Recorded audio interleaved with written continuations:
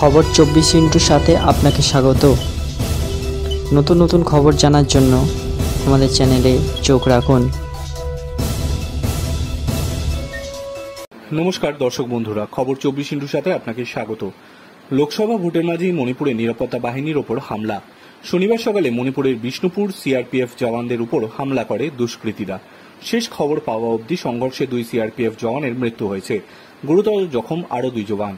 একটি সন্ত্রাসবাদী হামলা বলে সন্দেহ করা হচ্ছে। জানা গিয়েছে, শনিবার মধ্যরাতে মণিপুরের বিষ্ণুপুর জেলার নারায়ণ সেনা গ্রামে সেনা এবং দুষ্কৃতীদের মধ্যে সংঘর্ষ শুরু হয়।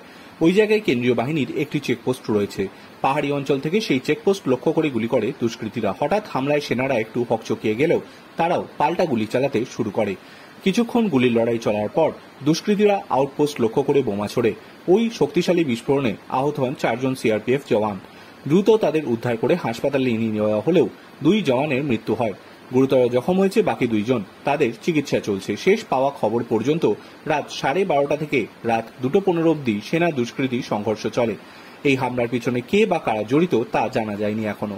অভিযুক্তদের ধরতে বিরাট তল্লাশি অভিযান শুরু করা হয়েছে। রিপোর্ট, খবর 24/7।